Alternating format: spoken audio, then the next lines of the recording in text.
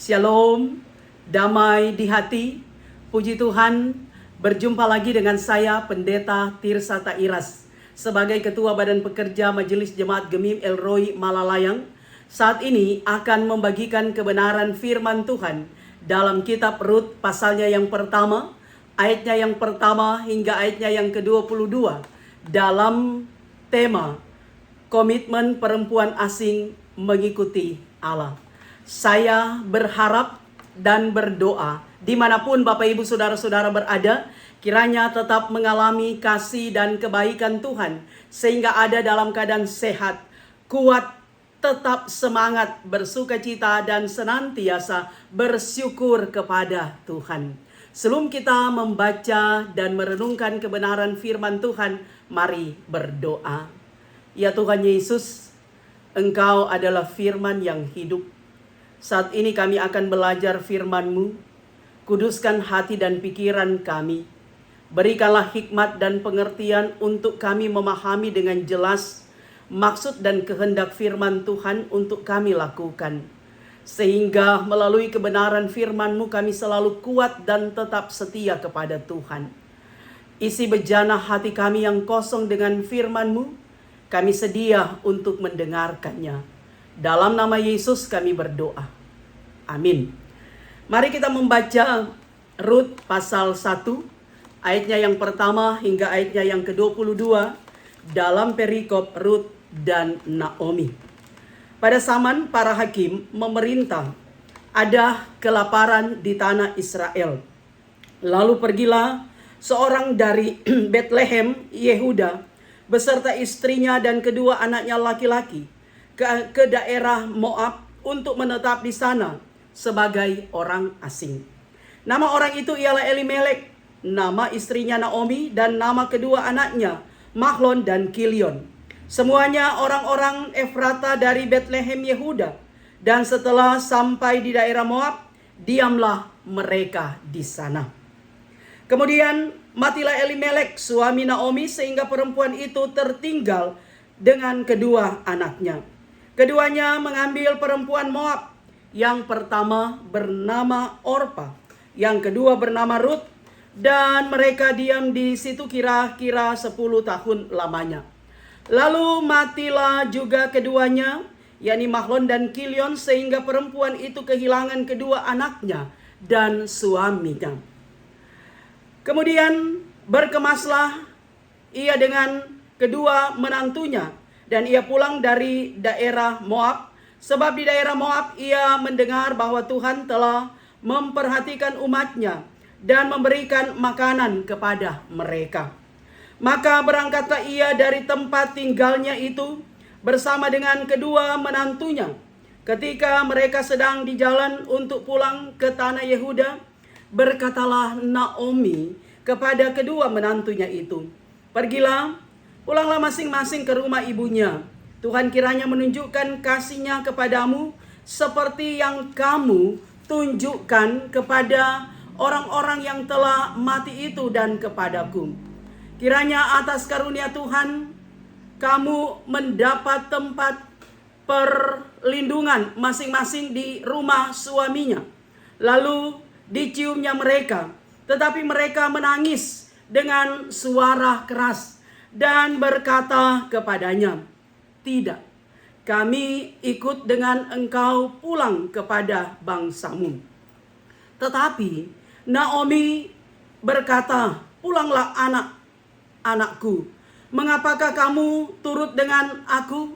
Bukankah tidak akan ada lagi anak laki-laki yang kulahirkan untuk dijadikan suamimu nanti? Pulanglah anak-anakku, pergilah sebab sudah terlalu tua aku untuk bersuami.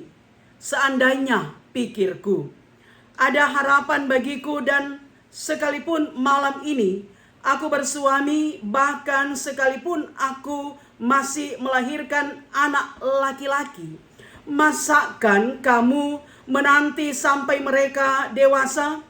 Masakan karena itu kamu harus menahan diri dan tidak bersuami? Janganlah kiranya demikian anak-anakku. Bukankah jauh lebih pahit yang aku alami daripada kamu? Sebab tangan Tuhan teracung terhadap aku.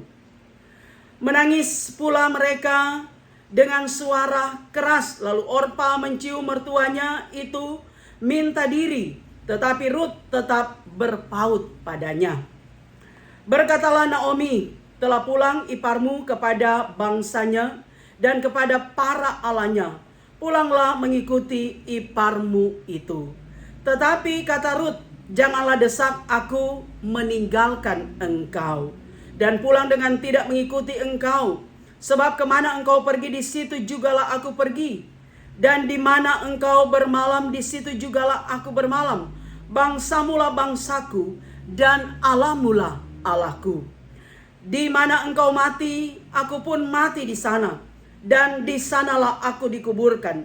Beginilah kiranya Tuhan menghukum aku, bahkan lebih lagi daripada itu, jikalau sesuatu apapun memisahkan aku dari engkau selain daripada maut. Ketika Naomi melihat bahwa Rut berkeras untuk ikut bersama-sama dengan dia, berhentilah ia berkata-kata kepadanya. Dengan berjalan keduanya sampai mereka tiba di Betlehem.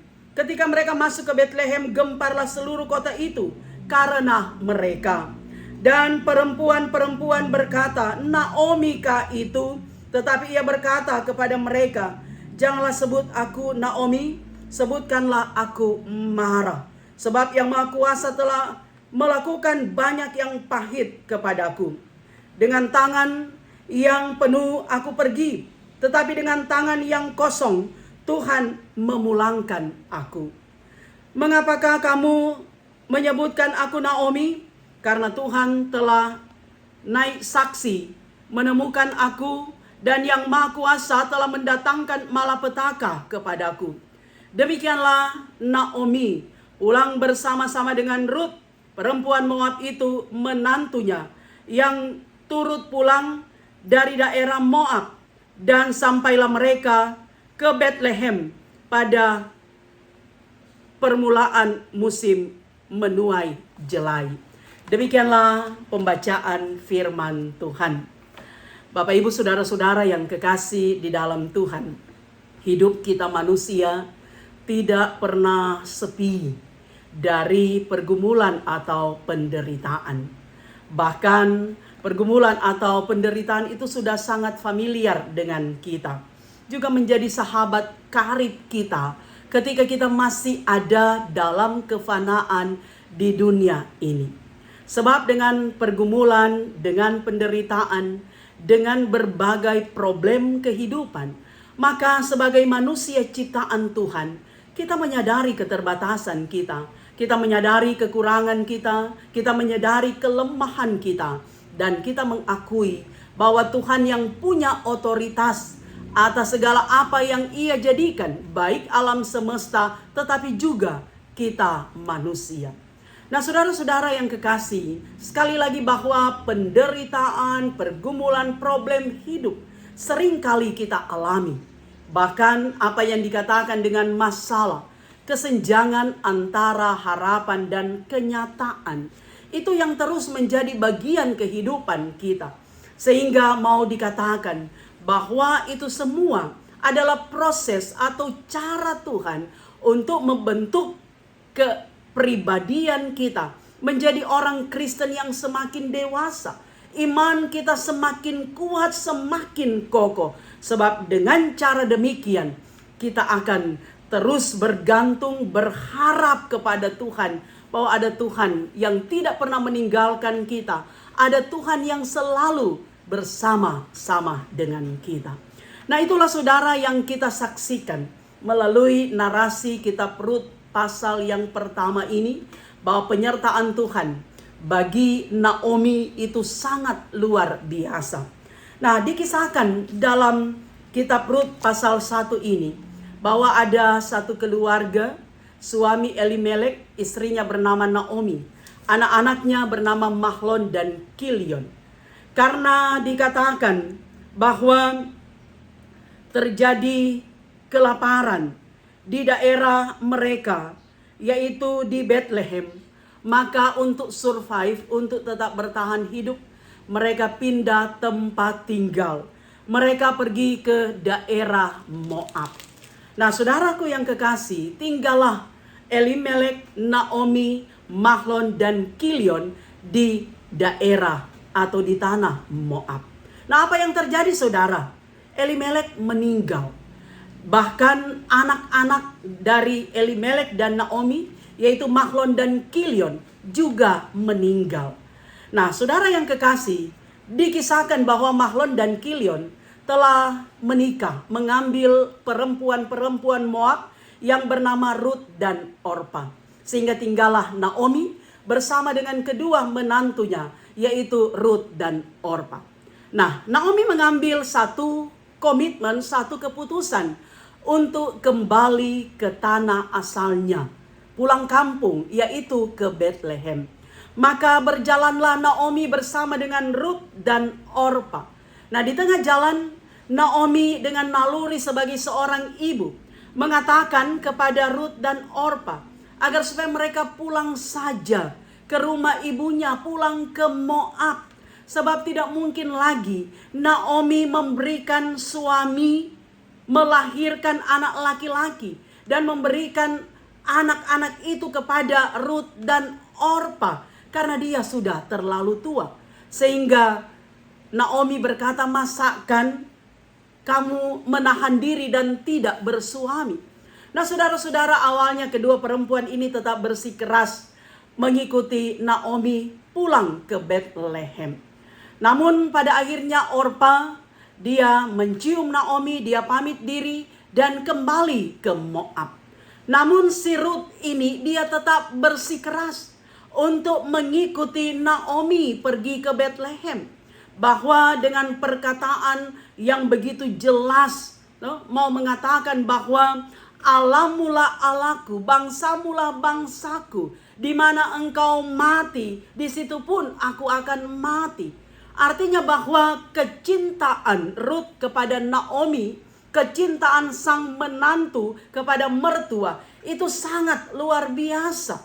Sehingga Naomi dan Ruth berjalan terus menuju ke Bethlehem. Nah, saudara yang kekasih, sesampai mereka di Bethlehem, orang-orang menjadi heran, gempar dengan kehadiran Naomi dan Ruth. Apalagi ketika mereka melihat Naomi tidak lagi seperti dulu, ketika masih muda, ketika masih ada di Bethlehem. Sehingga Naomi katakan, jangan panggil aku Naomi, tapi panggil aku Mara. Mara artinya getir atau pahit. Karena memang Naomi telah mengalami kegetiran hidup, kepahitan hidup. Ditinggalkan suami dan anak-anak. Itu adalah hal yang tidak mudah. Tetapi itulah bentuk pemeliharaan Tuhan. Naomi tidak sendiri, tetapi Tuhan menghadirkan Ruth sebagai sahabatnya untuk ada bersama dengan dia. Bahkan dikatakan bahwa ketika mereka sampai di Bethlehem, sudah musim menuai jelai. Dan singkat cerita, saudara, ending dari kisah Ruth dan Naomi ini, pada akhirnya Ruth dia menikah dengan Boaz, seorang laki-laki yang kaya, yang tinggal di Bethlehem. Dan pada akhirnya dari keturunan Ruth dan Boaz lahirlah Isai, yang adalah nenek moyang dari Raja Daud, bahkan Yesus Kristus. Jadi dari keturunan Ruth dan Boaz lahirlah Yesus Kristus. Sangat panjang, saudara, silsilahnya. Kita bisa baca dalam kitab Injil Matius. Nah, saudara-saudara yang kekasih, apa pesan yang hendak disampaikan kepada kita melalui narasi atau cerita yang sangat menarik ini? Pertama, mau dikatakan Allah itu adalah Allah yang penuh kasih. Mengapa demikian, saudara? Ruth tetap ada dalam pemeliharaan Tuhan. Allah tetap mengasihi Naomi, maksudnya Naomi ada dalam pemeliharaan Tuhan.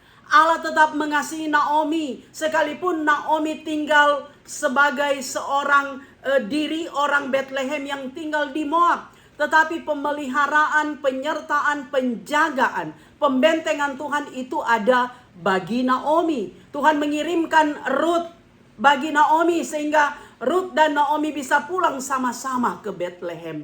Itulah bentuk kasih Allah. Sekalipun Naomi kehilangan suami, kehilangan anak-anak, kehilangan orang yang dikasihi dan mengasihinya, tetapi dia tidak kehilangan Tuhan Allah. Tuhan Allah tetap ada bersama dengan dia, menjaga, memelihara Naomi, sehingga walaupun dia pulang dikatakan orang memanggil dia marah dengan kepahitan, kegetiran hidup, tetapi bentuk kasih sayang dan pemeliharaan Tuhan itu sungguh ada dan nyata. Bukankah juga demikian yang kita alami, saudara? Seperti yang saya katakan di awal tadi, bahwa kita tidak pernah sepi dari pergumulan hidup. Seringkali kita berjumpa dengan masalah. Apa yang kita harapkan, apa yang kita inginkan tidak sesuai dengan kenyataan. Kita seringkali kecewa, saudara. Seringkali juga kita menangis. Seringkali kita gagal. Tapi itulah cara Tuhan. Dia tetap menjaga kita. Dia tetap melindungi kita. Dia tetap menyertai kita. Bahkan dia tetap memberkati kita. Dimanapun kita berada. Kita seperti Naomi. Tetap ada dalam penyertaan Tuhan. Karena itu jangan pernah berhenti mengikuti kehendak Tuhan. Jangan pernah menyepelekan kuasa Tuhan. Karena Tuhan Allah, dia adalah Immanuel, beserta dengan kita setiap saat. Dimanapun kita berada. Sekalipun kita ada dalam kesusahan hidup. Kita ada dalam kegetiran hidup. Kita ada dalam problem hidup yang sangat berat.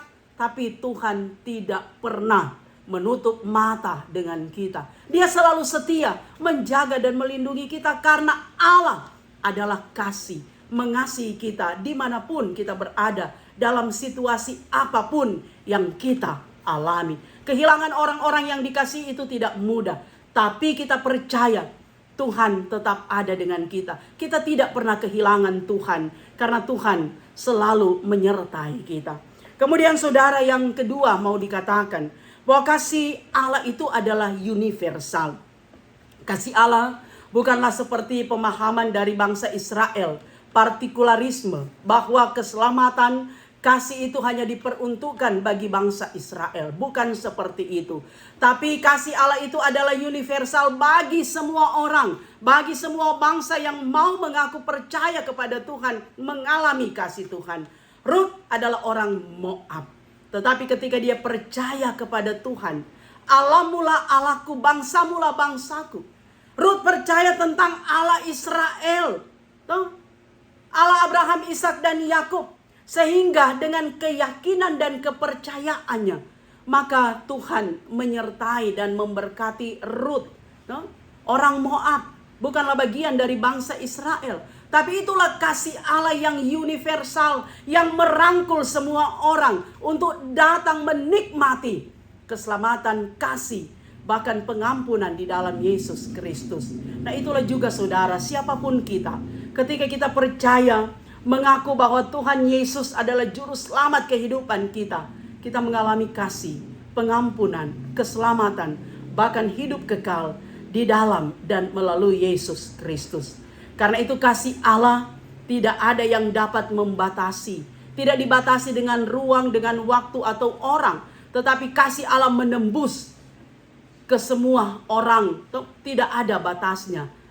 Kasih Allah universal. Secara umum dinikmati oleh banyak orang. Seperti Ruth, orang Moab. Tetapi menikmati kasih Tuhan sehingga melalui keturunan Ruth sekali lagi lahirlah Sang Mesias Juru Selamat, yaitu Yesus Kristus. Kemudian saudara, yang ketiga pesan yang hendak disampaikan, bahwa komitmen yang kuat kepada Tuhan pasti diberkati oleh Tuhan. Seperti Ruth, dia punya komitmen yang kuat terhadap Allah Israel. Allah mula Allahku, Allah Naomi adalah Allah dari Ruth. Komitmennya begitu kuat sehingga komitmennya itu diberkati oleh Tuhan.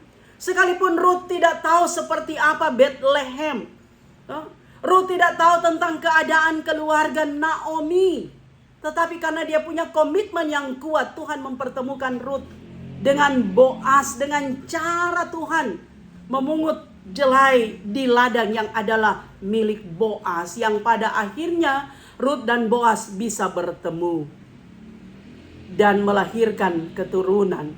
Nah saudara-saudara, itulah juga ketika kita punya komitmen yang kuat kepada Tuhan, kita memiliki iman yang kokoh bahwa Tuhan Yesus adalah juru selamat kita. Apapun yang kita hadapi, iman kita tidak akan kendor, iman kita tidak akan lemah, iman kita tidak akan jatuh. Maka kita percaya Tuhan memperhitungkan dan memperhatikan semuanya. Dan Tuhan akan membalas semuanya dengan kebaikan. Tuhan akan membalas semuanya dengan berkat Tuhan. Asalkan kita setia kepada Tuhan Allah. Kita punya komitmen bahwa apapun yang terjadi, keyakinan kita, Tuhan Yesus adalah Juru Selamat, Mesias kehidupan kita. Sehingga godaan apapun, terutama lagi anak muda sekalian, dengan kemajuan teknologi, ilmu pengetahuan saat ini kadangkala ada banyak godaan-godaan, terutama tentang iman. Tapi anak muda, mari punya komitmen yang kokoh seperti Ruth. Tetap ada di dalam jalannya Tuhan, kehendaknya Tuhan. Bahkan kita juga sebagai orang tua terus mengajarkan kepada anak-anak tentang hidup takut akan Tuhan. Sehingga anak-anak tetap memiliki fondasi dasar yang kuat, percaya kepada Tuhan Yesus. Karena sekali lagi komitmen yang kuat kepada Tuhan pasti diperhitungkan Tuhan, diperhatikan Tuhan, bahkan diberkati oleh Tuhan. Seperti yang dialami oleh Ruth. Kemudian yang keempat saudara, kita belajar dari narasi ini tentang hubungan atau relasi antara menantu dan mertua yang saling mengasihi dengan tulus, bahkan yang saling menghargai. Ruth, dia sangat mengasihi, dia sangat menghormati, dia sangat menghargai mertuanya. Nah saudara, sering kali terjadi bahwa tidak ada rasa hormat antara mertua dan menantu, menantu dengan mertua. Bahkan kadangkala hubungan antara menantu dan mertua itu jadi rusak, jadi retak. Tapi ini menggambarkan bagaimana hubungan kita manusia, bukan cuma menantu dan mertua, tapi suami dan istri, orang tua, anak, kakak beradik, dengan jemaat, dengan orang-orang yang ada di sekitar kita, yang ada di sekeliling kita. Ketika kita membangun relasi hubungan yang baik, saling menghargai, saling menghormati, saling mengasihi, saling mengakui, bahkan saling menerima satu dengan yang lain, maka hubungan yang demikian akan diberkati oleh Tuhan. Hubungan yang selalu didasarkan pada cinta kasih yang tulus, ketulusan, kemurnian hati, pasti itu membuahkan suatu hasil yang betul-betul di dalamnya ada sukacita yang besar. Kasih Ruth kepada Naomi, tapi juga kasih Naomi terhadap Ruth, itu sangat luar biasa. Sehingga ending dari cerita kitab Ruth ini mau menceritakan tentang kehebatan kuasa Tuhan Allah, berkat Tuhan bagi Ruth, juga bagi Naomi ketika berjumpa dengan Boaz. Karena itu saudara, mari kita bangun relasi yang baik dengan orang-orang yang ada di sekitar kita. Mari kita menciptakan suasana yang baku-baku sayang, yang baku-baku baik. Mari kita membangun komunikasi, interaksi yang baik dengan sesama kita. Yang dimulai tentunya dari komunitas yang paling kecil, itulah keluarga kita. Ketika ada rasa saling mengasihi, ada rasa saling menghargai, menghormati, saling menerima kekurangan, kelebihan masing-masing, maka di dalamnya ada sukacita yang besar, ada berkat yang luar biasa. Karena memang itulah yang dikatakan di Mazmur 133, alangkah indahnya apabila saudara-saudara diam bersama dengan rukun, karena di sanalah berkat Tuhan akan dicurahkan, akan kita alami. Dengan kata lain saudara, mari orang baku-baku baik satu dengan yang lain. Bukan saja antara mertua dan menantu, tapi suami istri, orang tua anak, kakak beradik, bahkan dimanapun kita berada dengan siapapun. Karena itulah sejatinya kehidupan orang yang percaya kepada Yesus Kristus. Yang terakhir saudara, jadilah perempuan-perempuan hebat seperti Ruth dan Naomi. Saudara yang kekasih, sekarang adalah zaman emansipasi. Yang bekerja bukan cuma laki-laki, tapi perempuan juga bekerja untuk menopang perekonomian keluarga. Nah, kita percaya ketika kita menjadi perempuan-perempuan yang hebat, yang setia kepada Tuhan, yang setia kepada suami, ketika menjadi perempuan yang selalu menjadi tiang doa dalam keluarga, maka hidup kita, bukan cuma pribadi kita, tapi keluarga kita diberkati oleh Tuhan. Karena itu jadilah perempuan yang hebat. Di masa kini, kita bukanlah makhluk yang lemah, tapi kita punya power, punya kekuatan. No? Tapi bukan punya power, kekuatan untuk melawan suami, bakal ada yang suami. Tapi kita punya power, punya kekuatan dengan talenta yang Tuhan beri, dengan potensi yang Tuhan beri untuk maju, lakukan apa yang baik. Karena itulah yang Tuhan kehendaki bagi kita. Tuhan memberkati kita semua. Amin. Mari kita berdoa. Terima kasih Tuhan. Hamba-Mu boleh berhenti berbicara, tapi Tuhan memakai media sosial YouTube ini menjangkau banyak orang, memperkatakan kehendak firman Tuhan. Karena itu diberkatilah pemberitaan firman Tuhan, diberkatilah mereka yang mendengarkan firman Tuhan dimanapun mereka berada. Terima kasih Tuhan, ini doa hamba-Mu. Terpujilah Engkau, haleluya, amin. Demikian firman Tuhan. Saya Pendeta Tirsa Tairas terus berharap kiranya Bapak Ibu Saudara-saudara akan mendukung YouTube channel Tirsa Tairas dengan cara nonton video, dengarkan kebenaran firman Tuhan, tekan tulisan subscribe, berikanlah jempol like, berikanlah komentar yang membangun. Jangan lupa bagikan video ini dan tekan lonceng supaya ada notifikasi dari setiap update video saya. Dan paling akhir, jangan lupa follow TikTok saya, Tirsa Tairas. Tuhan Yesus memberkati kita semua. Amin.